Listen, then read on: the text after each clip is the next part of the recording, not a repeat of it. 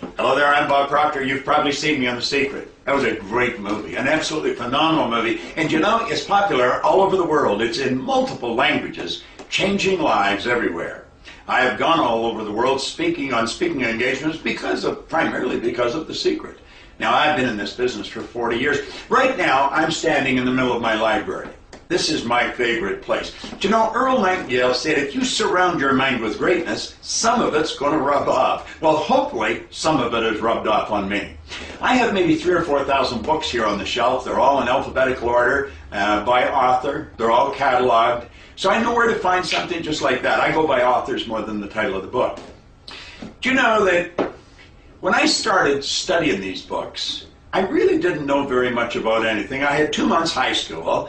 I was 26 years old. I had a bad work record, a bad attitude, and virtually no experience. And you know, in a relatively short period of time, my income went from $4,000 to $175,000 a year. Then it went over $1 million. Now people say, well, how'd you do that?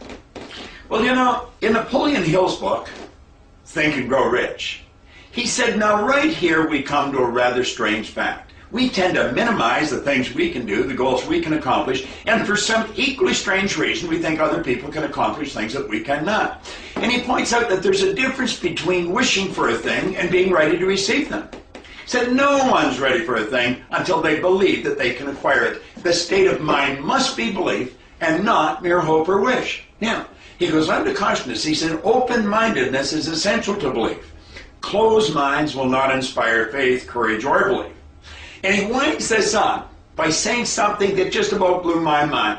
He said, remember, no more effort is required in order to aim high in life, to demand abundance and prosperity, than is required to accept misery and poverty. Well, you know, that information really played on my mind. And I began to study it. I began to study this concept of belief. You know, what's it all about? You'll find it in the Bible, the Bhagavad Gita, the Quran, the Torah, all the great books, all the self-help books. They tell you got to believe. In fact, you go back around 1900, the great American psychologist William James, he said, believe and your belief will actually create the fact. Think about that. How do you develop belief? Well, I was sitting with a mentor of mine in a hotel one day, and we were just chatting back and forth, and he said something. I said, wait a minute, what'd you say? He said, our belief system is based upon our evaluation of something. And frequently when we reevaluate a situation, our belief about that situation will change completely. Well, what he just did was give me the answer to something I had been trying to figure out. You know, I take my income from $4,000 to over $1 million, but I didn't know what I had done.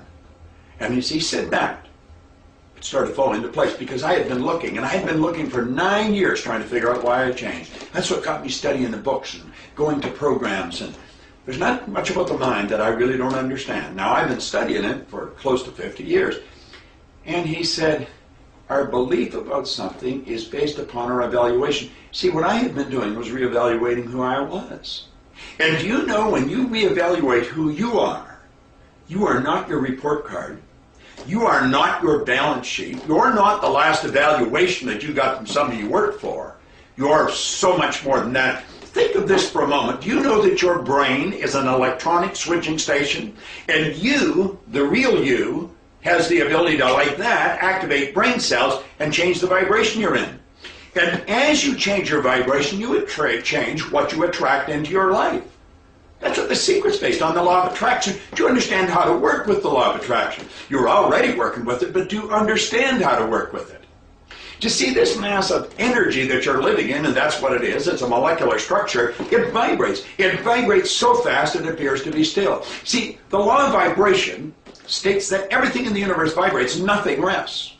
You know, if you watch The Secret, you heard me quote Dr. Wernher von Braun. He said that the natural laws of this universe are so precise that we don't have any difficulty building spaceships, we can send people to the moon, and we can actually time the landing with the precision of a fraction of a second. Now, I said, these laws must have been set by someone. Well, you know, this whole universe operates by law. Now, the more you understand the law, the more you understand how to bring your life into harmony with the law, the more you take control over yourself. Do you know that you can have anything you want? Anything? Do you realize the electrical system built into this body, which is your central nervous system, It would make the electrical system in a supercomputer look like an absolute toy. Do you think it would be worthwhile reevaluating who you are, what you can do? See, I failed miserably on my report cards. I got bad recommendations from my officers in the Navy. But then one day I woke up. And you know, I'm happy, I'm healthy, I'm wealthy, I have business all over the world, I've got great friends all over the world. Do you know why? I understood how to take charge of me. Do you know who you are? You know, I heard Bill Gove one time say, if I want to be free, I've got to be me. Not the me I think you think I should be. Not the me I think my wife thinks I should be. Not the me I think my kids think I should be. No. If I want to be free, I've got to be me. There's one catch to this. I've got to know who me is.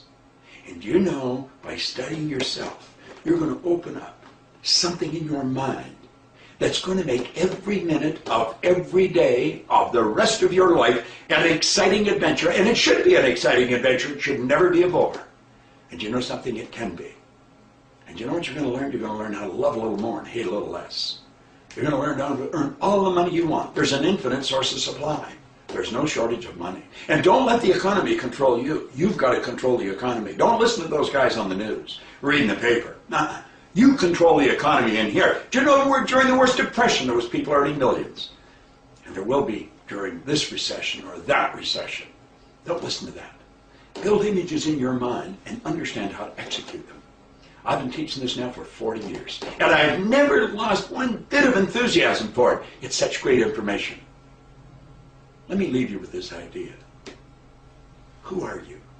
Find out who you are. Just like that, take control of your life. This is Bob Proctor. Thank you.